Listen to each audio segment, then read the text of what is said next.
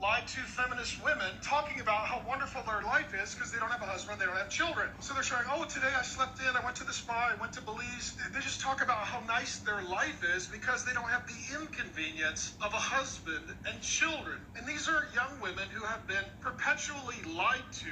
And I'm just telling you, if they do a follow-up at 50, they're not going to be happy. They're going to be working late. They're going to be lonely. They're going to have 7 cats and a couple of STDs. And then at Christmas, they're going to be all alone, very sad. And what they're not going to post is, I'm winning. By now, you're all aware of the loneliness epidemic that's going on with single men. And what I find really interesting is the amount of men that are coming to their aid. And rather than trying to encourage these men to be better catches, to encourage these men to be better partners, they'd rather try to guilt trip and shame women for not choosing them. Whether it's Tyler Perry saying, even if all he could do is pay the light bill, if he loves you, take him.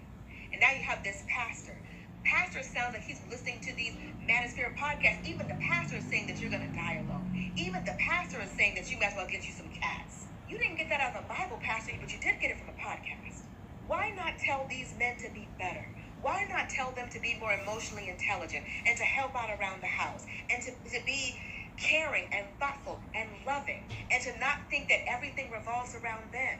As soon as women start decentering men, you start seeing men from the pulpit to the parking lot, sliding down the wall, throwing up and crying and all of that. It's like they'll do anything but change. They'll do anything but improve. They'll do anything but be a better mate. So now you have this pastor trying to guilt trip and shame women for not choosing these men. There's a reason why they're not getting picked. You tell women to pick better, and when we're not picking you, you get mad about it. It's because you're not better. Telling a woman that she'll be better off with just any of these men than being alone, there are worse things than being single. There are worse things than being alone. The worst thing is actually being with somebody that makes you feel alone. And she's right, okay? Some of you haven't experienced this, but I have. I was once in a relationship. I was having sex, everything was good, but deep down I was alone. I felt lonely. When I was married to my husband was with me. I shared the bed with him, but deep down, I was alone. I was alone. I carried all the burdens myself. Until you've been in a relationship where you have a man or a partner next to you and you're still alone, you will not get the point that she just made.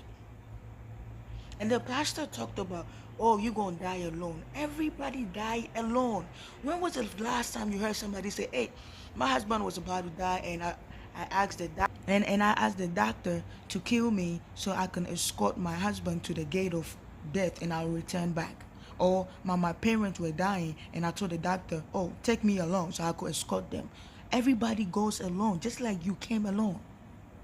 Now let's continue. The worst thing is actually being with somebody that makes you feel alone. But here they are from the pulpit pushing on you. You know what? You better get somebody because you're getting older. So is he. And if he's worried about being older and being alone, then he better step it up. I'm not even a single woman, but it's exhausting to me the amount of people that don't believe that you can be single and be happy.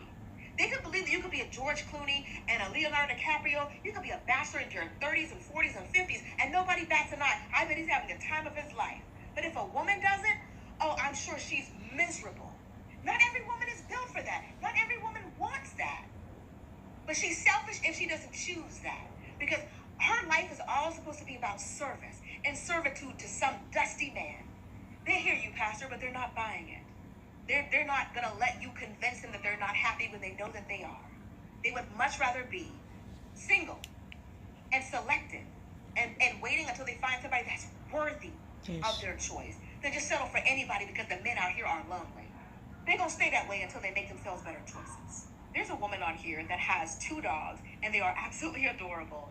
And she takes really good care of those dogs. Like, she bathes them, gives them these, like, spa treatment for the dogs. I'm talking about cooking steaks for the dogs. Like, the dogs eat better than some human beings. And she's a single woman. Just take care of those dogs. She treats them like they're her children. The men in the comment section, the way that they are jealous of literal animals, the way that these puppies have these men, they're boxers in a bunch. It is insane. But they feel like all that effort is wasted. Like, because they want want one of them to deserve all that effort? Why isn't she making a steak for one of us? Why isn't she clipping our toenails? Why isn't she like, sir? Some of these men, they only think that women are here for their utility. You're only here to be in service to one of them. So if you're out here and you're not serving one of them, they feel like your life is being wasted.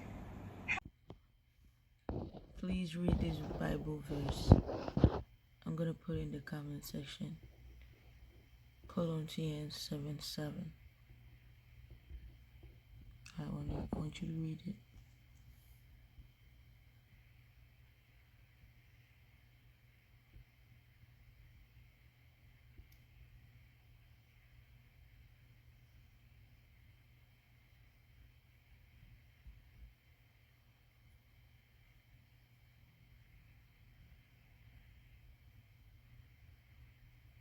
Okay, thank you.